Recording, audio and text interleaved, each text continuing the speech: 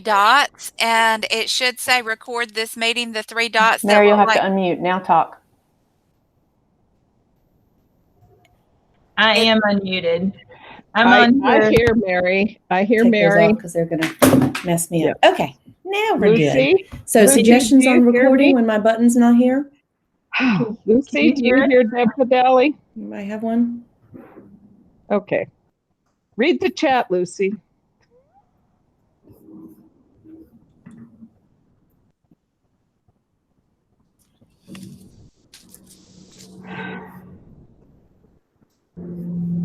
I'm going to send her a quick email. That would be awesome. There, now I've got my button. I don't know why it wasn't. Well, no, it's there. Thank you, Deb, for doing that. All right, can you guys hear me okay? Excellent. Why can't I hear any of you? You're all muted, I know. But Michelle, I should be able to hear you. Can you hear me? Well, why can't I hear you? I can hear you, Michelle. Michelle. All the dings. Nope. I have two. I love technology. I'll tell you what. All right, so we're going to change that. My microphone, my speakers.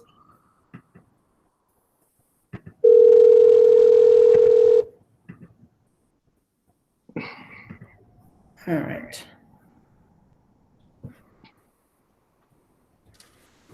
Good Lord. Love it when this stuff happens. Well, we're going to get started, and I'll figure out my audio.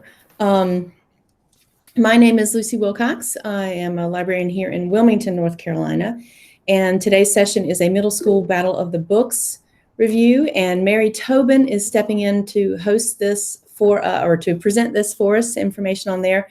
My job is to get the recording started, which I couldn't do, and to keep an eye on the chat and interrupt if we need help. So I'm going to probably actually pull myself out and log and go back in and see if that makes a difference. So hopefully I'll be back. If not, someone watch for me and let me back in, and I'll talk to Cindy about whatever's going on with my settings. So let's go ahead and get started. It is time. And so Mary Tobin is going to introduce herself and then walk us through some stuff. I'm going to pop out and pop back in. So somebody watch for me. All right. Hey, everybody. Take it away, Mary.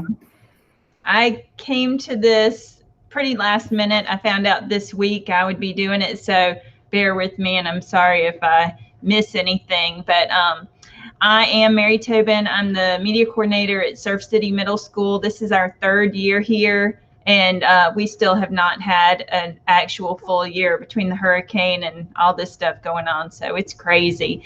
But I'm really excited about Battle of the Books this year and looking forward to it. However it looks for everyone, I think we'll all make it work because we're the technology people, and this is our really time to shine as far as if we have to go virtual. I'm going to go through the PowerPoint I have, and then there'll be an opportunity for questions or ideas sharing at the end. I'm running two computers so that I can see, which I'll see too, because I don't do a lot of presenting, but I'm going to present my screen, and Lucy will tell me if something comes up on the comments that I need to answer. So let's see. Present screen.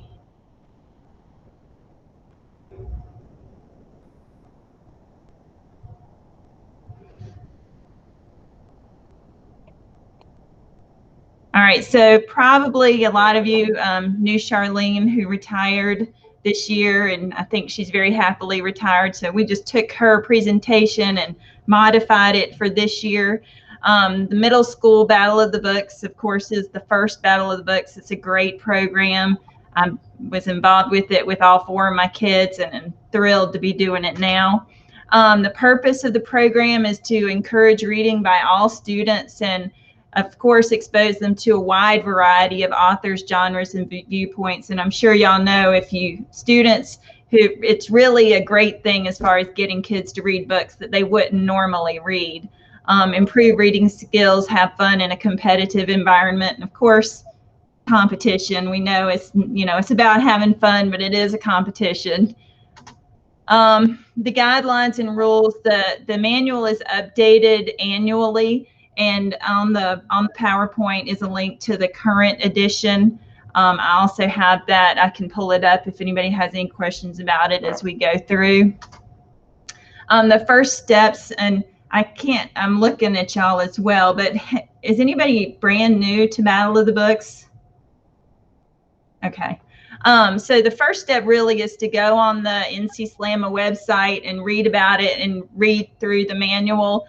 The compliance form, the change this year is that you do have to be logged in, be a member and be logged in to complete it. I completed mine this morning just to test it out, and it worked great.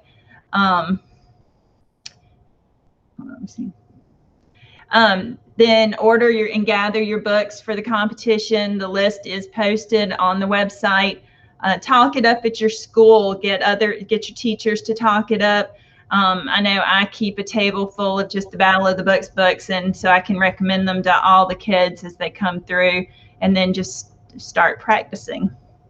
The eligibility requirements, they changed a little bit in the last year or two as far as that you have to be media certified, and so that big change just would be that it has to be a certified person who's in charge of the media center. Deb can jump in if I get any of this wrong, but I just copied and pasted this right out of the manual, and so I won't bore y'all by reading it to you, but it is in the manual, and so those requirements are set. So you would need to be within those requirements to participate. Practice resources, battle questions, and my Bob team are paid question services. We do a middle school virtual battles sign up, and I send that out usually around this time or in November of every year, maybe October, and people fill it out. I put a link on there as well. You fill it out, and then you get access to the results page, and then contact other schools who have similar practice schedules. We do a lot of practicing like that, and that's a lot of fun. Quizzes, Kahoot, and Quizlet also have a lot of practice resources, and teachingbooks.net, of course, for the pronunciation guide. The virtual options, I'm going to click on here. Here's the manual. If you're new to it, and the middle school Bob section on the website has links to all of these things, the list, the nomination form for next year, and the compliance form. Hold on. The virtual rules are not in the table of contents in the manual yet, but it is Appendix J. And again, I don't think I should read it to you. Does anybody have any questions about the virtual option? Are most places going in person or virtual, or don't know yet? I have a question. Mm-hmm. Do we know, and I mean, obviously I can go and read through it. I'm just curious as to, have you guys chosen a potential platform for that virtual competition? Can I chime in on that? Every district will use their own platform, whatever is best for them, because the district will be in charge of their district competition. So some are going to prefer Zoom, some are going to prefer Google Meet, etc., and that will be completely at the district or county, if that's how your LEA is. That's their discretion. When it comes to regional, we have to just say to you that we will be back with you about regionals once we have more of an understanding of where the state is with COVID at that time. And then should we do that, it would be one platform designated by Stacy Hersey and all the Bob chairs. Sorry, Mary, for interrupting. Thank you. And the information I got said that we would do local and regionals as the districts and regions are able to, and that the state competition will only be held if we can do it in person. So that is correct, Mary. However, we're probably not pursuing regionals for high school or elementary at this time. Yeah, no, I was just You- thinking middle school. Yep. You guys are more established and more in a better position to do that. Thank Yes. I'm just skimming right here through the comments real quick. Yes, and I have links to the My Bob team and battle questions in there. And I know battle questions at the end of the presentation, I have a link to just fill out a quick email and your name, because battle questions does want to give away a subscription. Let's see. Let me go back to. Mary, if you can, will you also share your presentation, perhaps, because it'll be in the video, but the links won't be live in there, obviously. Yeah, I was wondering who am I supposed to send that to? If you'll just put it in the chat, if it's got the right permissions, then we should. Oh, okay. Yeah. Very good point. If you can email it to me, if that's easy, I'll pop it in the chat. All right. I'll make sure it's listed on SCED as well. Awesome. The timeline, November 1st for the compliance forms to be due. So you should get an email from your district rep with a reminder about that. The book list recommendations website closes on January 15th.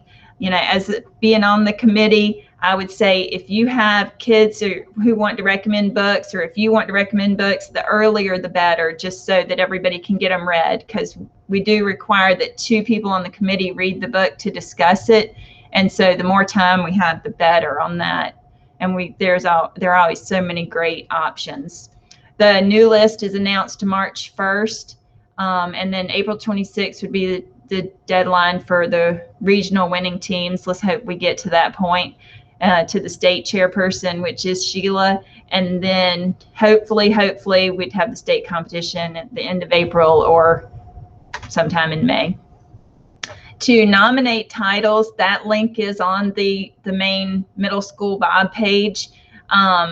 We usually replace 6 to 8 titles. It's changed a little bit just depending on how long a book has been on the list, and we have reduced the number of books, so we're still having to get rid of some of the earlier ones.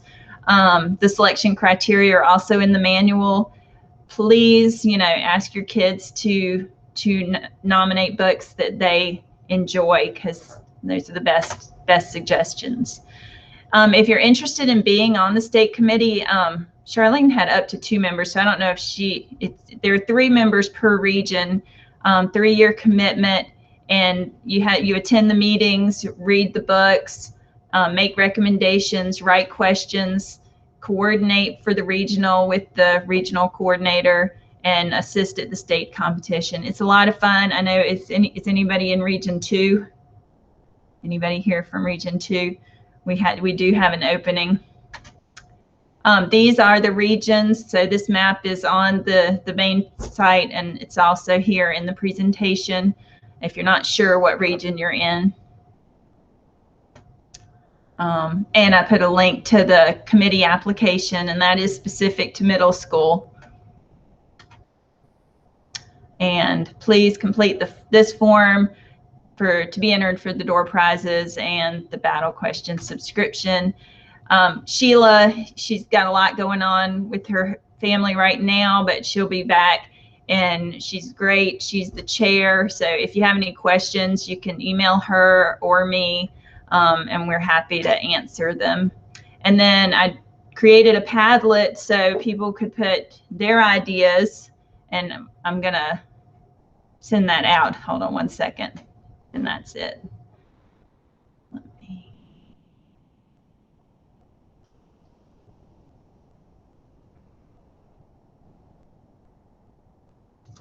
That's the link to the Padlet.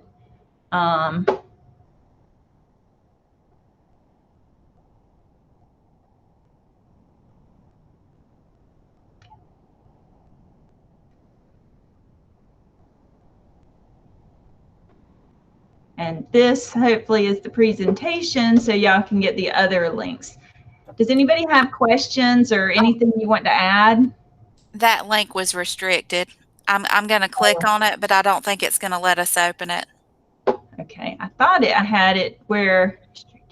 It is restricted, yeah. Okay.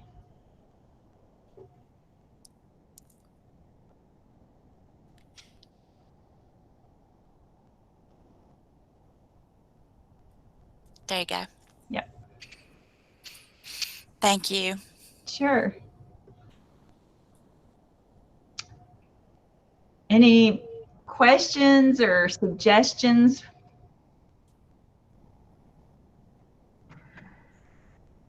One thing I would like to say is, and this is Deb Fideli again, if you've been following with MSBOB, you've noticed that we had a shift of one of the titles was removed back in March. And be very careful when you go to get your Battle of the Books list. Make sure you get it directly from the website, because sometimes the search is going to show up with Airman in it, and Airman is not on the list. That's the only thing that I would really caution.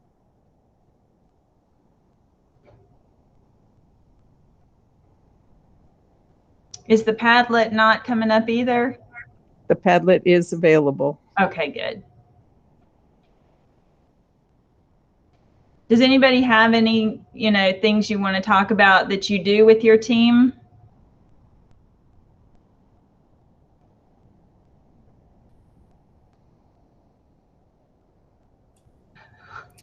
I wanted to make a quick comment. It seems like I talk so much. I'm so sorry.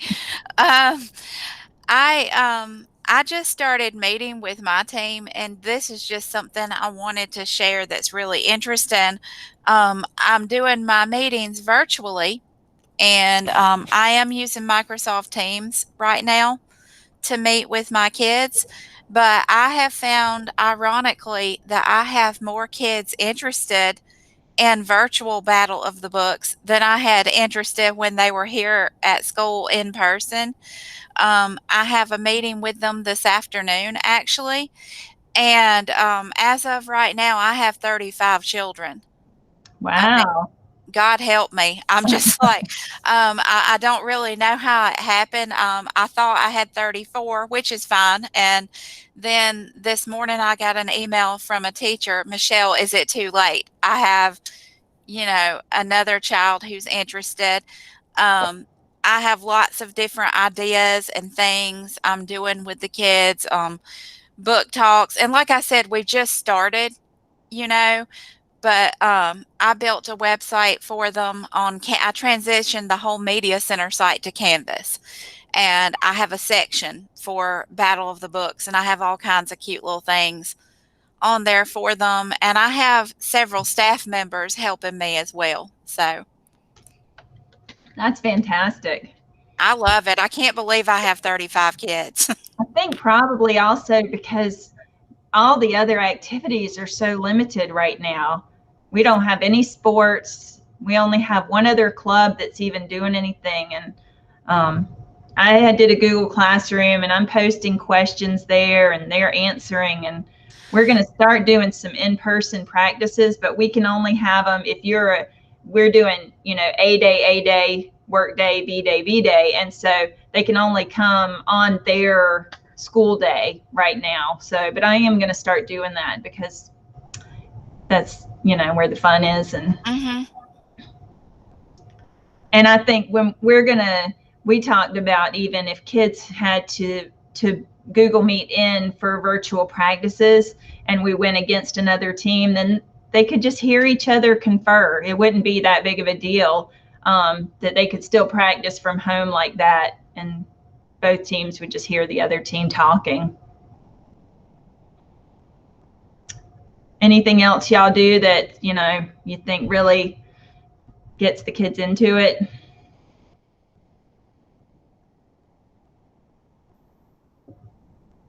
They love book talks. I mean, that they want to hear a real live person doing a book talk over a book. I mean, book trailers are awesome. I use them too. I have them on my page, but they love hearing different voices talking about the books. That's why I let the kids do book talks as well. Sometimes I'm in elementary school, but I have the public librarians come and do book talks as well, just so that it's a different voice, and they're always happy to do that. That's a good idea. I guess it would be virtual this time, but they love doing that. And it's just because they'll hear me push books all the time, but hearing somebody else, it's like, okay, maybe I will read that. So yeah. Yeah, and I know I buy a lot of copies of the books, and it definitely, is that me? Oops.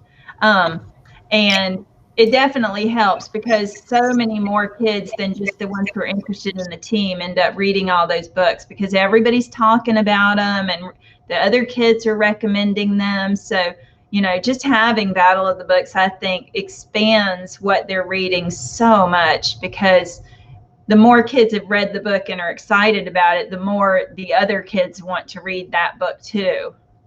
So I have a question. Do you guys make your teams, like, do they read all of the books on the list or do they get to pick and choose just a couple? Like, how do you guys handle that? I think that this is definitely, again, over the last couple of years, I've heard a lot of different approaches, and it depends upon the academic level of your students. Those with students who are maybe not as strong of readers get to choose like 4 that they're experts on. And so then they share the expertise, which brings the number of books down per student. That seems to work pretty well. yeah, for mine, I encourage him to read all the books, especially now that the number has decreased, because my kids were pretty, they did not like it that the number went down because they like the challenge. And so I encourage them to read them all. And one thing I do every year, because, you know, I've heard different people do it different ways as far as who they play, who goes up there, but I always leave it up to the kids and we do a secret vote. And because if we have 12 kids, I'll say, do you want everyone to play the same number of rounds, or do you want us to play competitively for the best chance of winning, even if it means that you only play 1 or 2 rounds?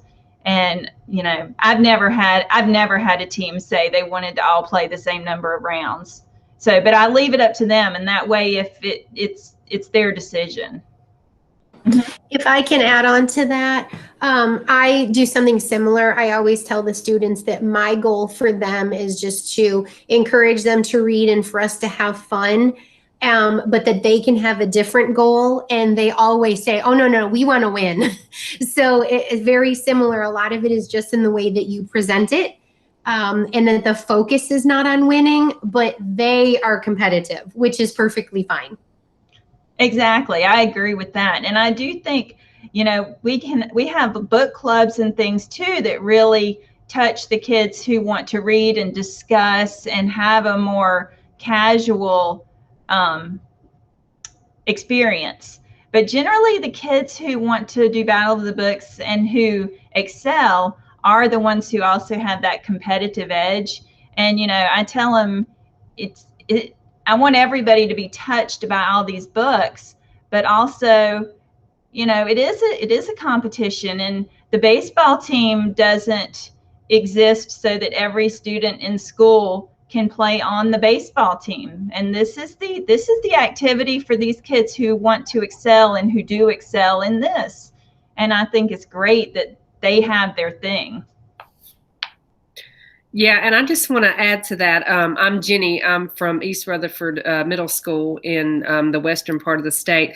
One of my best kids ever on Battle of the Books team was also on the baseball team. So he had that. He was a hardcore reader, but he had that competitive edge that he wanted to win. So I had to share him with the baseball team during the end of our reading season and the start of their baseball season. But he was one of my strongest players. So it was amazing. Isn't that the best? I love That's that. awesome.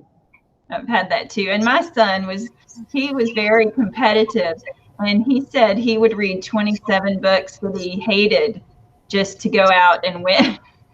But he read, and he's a senior at Carolina, and we'll watch Jeopardy. And just like last year, he got the question and he said, well, that was in the Brooklyn Nine by Alan Gratz. So, you know, I mean, and I've had other people with kids who are even approaching 30 now who said that the Battle of the Books and because I know we probably all get the comments sometimes that it's not critical thinking and that it doesn't give them that much leeway as far as just being more like memorizing. But I'll tell you, these kids who go on to college and grow up, they still talk about the fact that Battle of the Books prepared them for reading to retain information. And that is huge, not just in college, but in the rest of your life. You know, it's very valuable for that skill as well. So, and I had 4 kids, so I've been watching this for a long time before I even was doing it, and so it's near and dear to my heart. And the kids that I've had on my teams, you know, and I'm sure y'all had the same experience. You hear from them through high school and beyond. I just love it that these kids who might not want to play volleyball or baseball or football, they get that team experience and the bonding and the continued relationships. You know, I could go on and on. I mean, I love it. This is Nelda Smith from South Charlotte Middle, and I came late to the meeting. Someone was talking a few minutes ago about how they were handling Battle of the Books now. Can y'all talk about that just a little bit more about, I mean, I'm going to have a virtual group starting next week, and I know we're going to read, and I know we'll do questions sometimes, but how do you do group? Do you just do it all in one big Zoom group? Do you put them in breakout rooms? I heard you saying that they hear the discussion, but I mean, that may have been for competing against another school, but how are you handling? I will have, I think 26 or 27 in my group. So any thoughts about how you're handling it virtually? This is Deb Fideli, and I was going to say that the best practices, the suggestions that have come in are using breakout rooms for small groups. And I also feel that the electronic things, the MyBob or Battle Questions, provides you with a lot of electronic sources that you can use with whole group as well as breakout rooms. And I think with our Google Classroom, the kids have been interacting with each other and answering the questions that I post there, which I just copied and pasted the questions from Battle Questions. And then when they get it, I'll post another. But that's got them talking to each other too, and it doesn't have to all be at the same time. And they're talking about the books they liked or why it's this one or that one. So we're just starting too, and it's going to be interesting this year, but I think it'll be a challenge. And I really think that doing it virtually is going to be our opportunity to stand out in the technology area. Yeah, the Kahoots are great. They do love that, boy.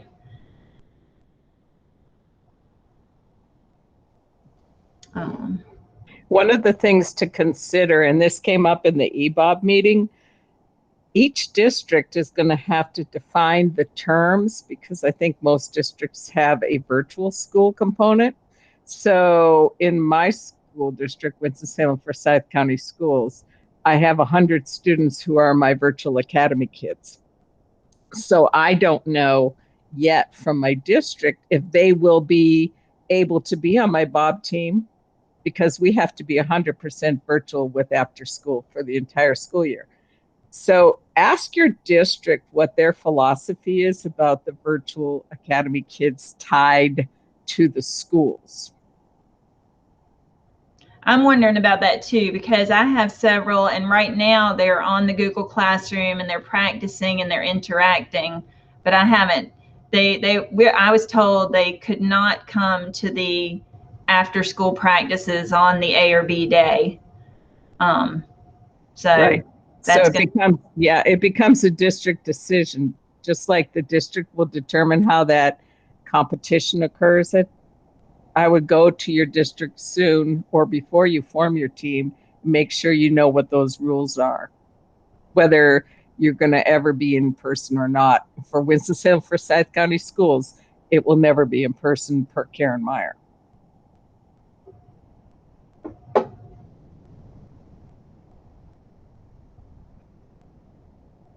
Does anybody have any other questions or things you'd like to add?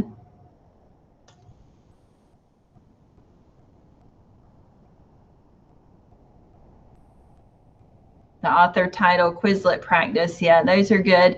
I don't know. Does anybody else? I never have my kids study the authors just because by the time we've practiced for a few months, they know them. So I don't make them do that at the beginning. I have mine do that at the beginning just because before, you know, some of them haven't even started really reading any of the books. So I feel like that's something that that everybody can kind of work on their own as well. And of course, when we're in person, we usually do, you know, stand up and we go through and do a quiz and ask them the author, and whoever's standing at the end wins. We just did a Kahoot this time. And, you know, we'll probably keep doing that each time just until they kind of have them learned, because I don't want them to give away those bonus points that they could get. And it also sometimes weeds out the ones who aren't going to be really committed to it, who are just there because they could get out of some other class or, you know, just show up. A suggestion that my daughter is in college, and she did Battle of the Books back before it was ever in elementary or high school. And their team came up with an idea that now when I've been coaching, I've used. And what we do is to practice the authors is once we start reading, even if they have to have the list in front of them, every time they refer to a book title, they say by whoever. So like New Kid for this whole year is not called New Kid. It's called New Kid by Jerry Craft. And that way they don't really have to practice because they're hearing it, they're saying it, they're reading it constantly. And so by the time we do get to competition, as soon as they start a title, even if they didn't read it, they know the author because it becomes one phrase. Yes, I agree with that. That's kind of what we do as well.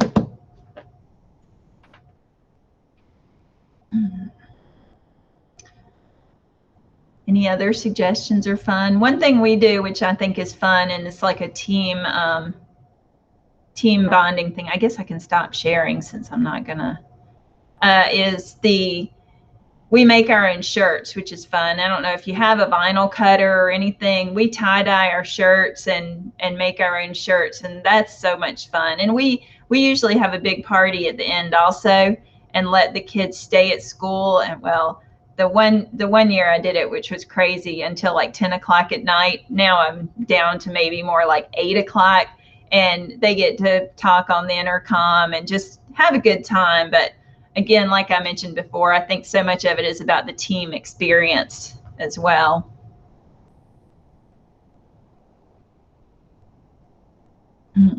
Any other comments, or how do you do it? I have a question for the group. Where do you get your books from? Because sometimes that's a hard part for some people who don't have a budget. So where do you go to get books at the best price? Because that would be good information to share with others. If I don't want like a good, you know, I like to have at least a good library bound copy of all of them. But if I want multiple copies of books, I use thrift books because you can get books super duper cheap. And that's why behind me, my stack here, a lot of those came from, that's where a lot of those came from, because you can get them sometimes for like $3 or $4 a piece. So that's great. Well, and I'll it wasn't me, but someone in our county last year, basically the day the list came out, she posted a donors choose, and she had them in her hands within a couple of weeks. So, and our local TV station will publicize donors choose projects, and she was on there, but hers was funded before it even made it to the news.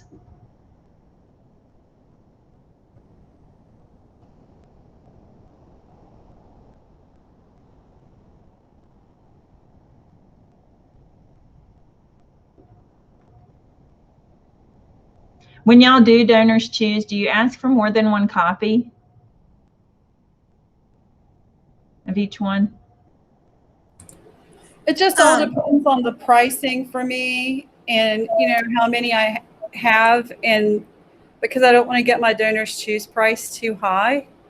So sometimes I do, sometimes I don't. And a lot of times I do kind of like someone else mentioned, and I try to get one nice copy from my donors choose or whatever, and then do the thrifty copies. And we actually have a private school in our town, and they weed very heavily. And then they have a yard sale every year. And I'm always happy to go buy their discards for $0.25 because they're like really kind of new, great books. That's great. I was going to say I did donors choose, and I just based my numbers off of how many copies I had in the library and whatever that number was. So some of them it was 4 because I like to have 4 copies of each book. That was going to be my next question. How many copies does everybody usually try to get?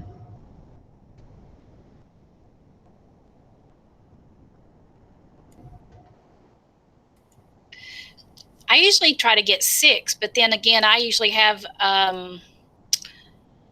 between 25 and 35 kids. So it's a lot, but because the list repeats, I don't have to buy 6 copies of all of those books. Like I already had 3 copies of New Kid before it came on the list. So that's just a matter of buying new ones. And my PTO is very, very supportive, and they purchase them for me. So that I'm very fortunate that way. But I have a big group, and like someone was saying, a lot of times my battle kids will share with other kids. So I don't restrict the battle books just to, if you're on the team, anybody can check them out. So if there's a good one, like I probably need 10 copies of New Kid when we're back in because it's so good. So anyway, and my favorite, The Hired Girl.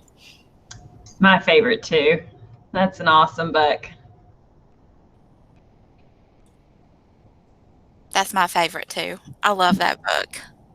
And it's one that I always start off by saying, don't be scared off by the cover. It's really so good. These people, The Hired Girl and The Land, both should have had much different covers because they were so good, and you really have to sell the kid past the cover. Yeah. So my kids are standing outside, and we're going to see how long it takes them to actually read the sign on the door that says, go to a different room.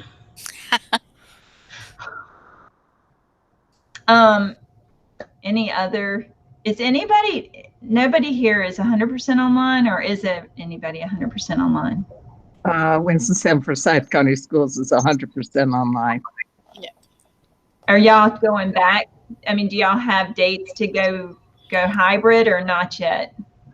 Well, I like Annie's expression. Who knows?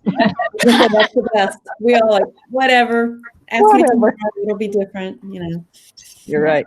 So I wanted to throw something out there because it was a subject that came up over this past year with a question to those members of the team who are on here, the middle school Bob team.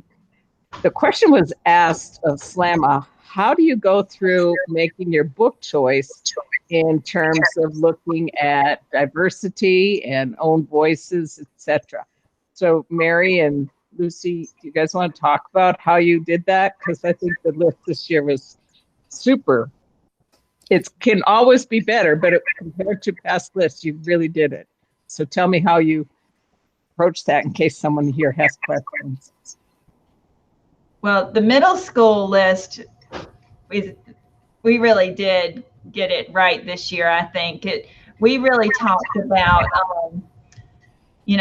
and Jenny can jump in here too because she was there, but we talked about books that show diverse kids, not just as a function of that, not civil rights books, just books that have, kids of color as the hero of the book. And that was really important in our discussions. And we just also got very lucky that a lot of those were nominated, because we really go down the list of the books that are nominated, and there's a big push in our group for everybody to be reading the books at the end right before our meeting, and so they're all fresh in our minds, and we just had great lists to choose from. And Jenny, you might have something to add to that. We have a spreadsheet going where, you know, each year's list lists all the books, and then it kind of lists the different subject headings and the different, you know, where the characters are from and all that kind of stuff. And so we really try to be cognizant of, if we are taking books off that eliminate one of those, are we adding something to replace it? So we've been working really hard to ensure that that we have that representation, and that has been one tool that has helped. I am. I'm on the elementary committee, not the middle school, but we follow kind of that same model. And one of the biggest things is keeping up with contemporary listings of books that are coming out. And right now there's some fantastic lists out there, not surprisingly, celebrating diversity for characters. Like Mary said, not just a function of the story. Not every African-American character is facing hardship, and just own voice kind of, this is my life stories. So we were extremely aware of that on the elementary list. Tons of reviews, and a lot of it was, you know, reading and having our kids read, like, you know, our personal kids and things. So we're just, you know, it's got, every year gets better, I hope, but I love the middle school list this year. That's my reading, not, you know. So I was really pleased with how you guys worked that out, and we're trying to follow suit at the elementary level.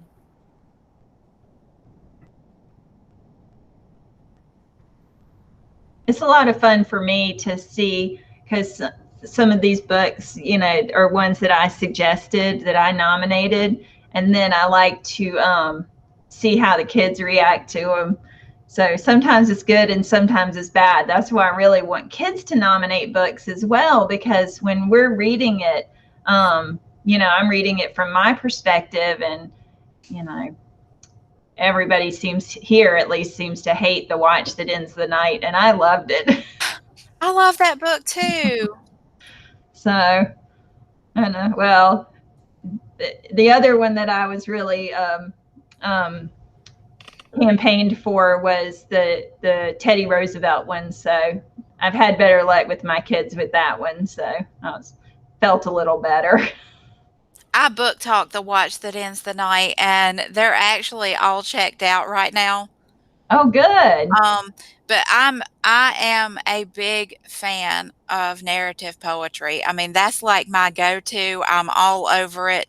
So whenever I do a book talk on one of those narrative poetry books, they get checked out. Yeah. We had Alan Wolfe at Topsail a few years ago, probably the year before or after that book was on the list first, and he was really good. If anybody's looking for someone local, you know, well, I guess whenever we can gather kids in a gym again.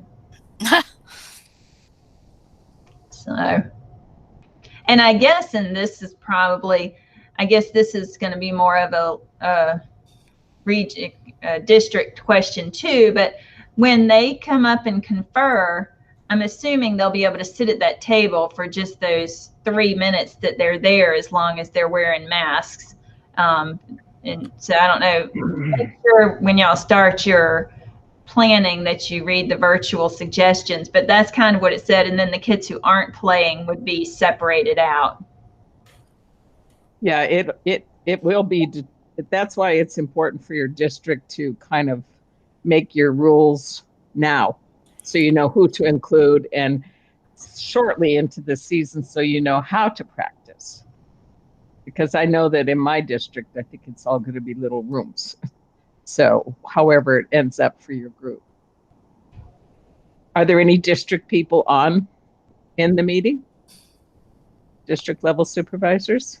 So Lucy, how would you look at that for your district? Thoughts, not firm, just thoughts. Well, we hold our format is different than the way you guys do it in middle school, a little bit, not a ton. So actually we haven't thought that through yet, but we are hoping, because we don't have our district competition until later because we don't have a state competition at all. And this year, of course, regional is off the table. So we don't have one planned until fairly late, and we're going to kind of see how things are then. But if we have to do it virtually, yeah, we're going to look very closely at that. How long are they within 6 feet of each other, and keep that down to a bare minimum. So we're working on it. And Lucy, I do have a question. Like Gretchen said, she did not think y'all would be doing the middle school one. Had you heard anything about middle school at all? Last I heard, they were under the impression we weren't, but I have no idea where that came from, because that hasn't come from anyone. Gotcha. Okay. That knows, I guess. So I think that's an assumption right now, and it's because we don't. Right now, our district of just New Hanover County has said no field trips, which of course this would be a field trip. So that I don't know where they got that from, but we're just getting started with it. Gotcha. Yeah, and some districts like mine follow their competition policy, follows the sports policy. Mm-hmm. So it really just depends. And we are playing sports here in New Hanover County starting next month. So we'll see. Sorry to put you on the spot, Lucy, but I thought, it's just one of those things that we have to think about. And this is the list. Nan Powell and I at Blair Elementary School, we coordinated. And so she and I, every time we're at any meeting, we're jotting stuff down, because that's the conversation we have to have. Thank you for what you do. We're really advocating for us to be able to do it, even if it's virtual, just because, and they had said no field trips for now too, but with us being able, there is no other competition, I think, that lends itself so well as Battle of the Books. So hopefully we'll be able to get that okayed, even if it did have to be all virtual. But that would mean students are together. You do have students that are in person. You're talking about having your team in person competing against another team that's in person? Correct. That's okay. If your district chooses to do that. We also have a district co-coordinator with us. Dr. Mayo, do you want to chime in on the thoughts you guys have been thinking about? Well, we are just beginning our discussions, and actually I was hoping to draw some ideas from this session. So we are talking about it, I think, to end the spring competitions. We had high school virtual, and I was unable to participate at that time. But we are just trying to gather all the information and see what will work best. We're not sure whether we will be virtual in the spring, just as everyone else is a little uncertain. Shirley, thank you for chiming in. How do you guys feel about your virtual academy paired with the physical school? Have you guys considered that? Is that for me? Yes, ma'am.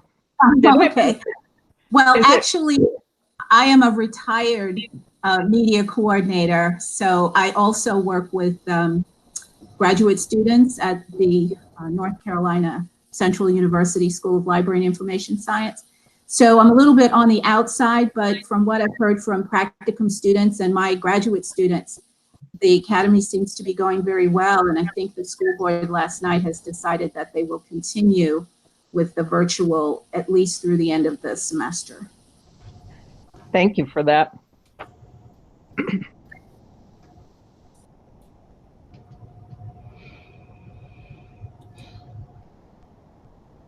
Well, if there are no other questions, we are almost at the end here. So I'm looking at the Padlet. There's some stuff there to kind of get us started thinking. Does anyone have any last final questions or information that we can, Mary or I could gather and get out to people? We've got the presentation, we've got the Padlet. Any other? Please do join the for the virtual practices, because that is a lot of fun, even if you just hook up with one or two other schools to play, to prepare. And in case, I don't know if anybody in here is a member of it, I have a Facebook group as well that's middle school specific media coordinators, and very strict about keeping it middle school. And so it's good conversation, and it's very specific to our kids and some of the things we deal with. So if you search for middle school media coordinators, the group should come up. So if anybody's interested, that's a great resource.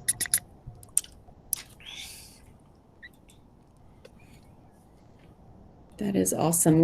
We've got to be creative in the ways we connect with our kids if we get them back with us full time anyway, because meetings, as we've talked about here, meetings are going to be difficult, certainly if we're on these strange hybrid schedules that we're all going to be on pretty soon, I think. So it's going to be interesting, but this is an important program. It really brings kids out that don't necessarily participate in other things. It's a real sense of empowerment for some of those quiet kids that sit in the back and, have their nose in a book. So it's not something we can let slip. So I'm really glad we're moving forward in some way with it. I agree.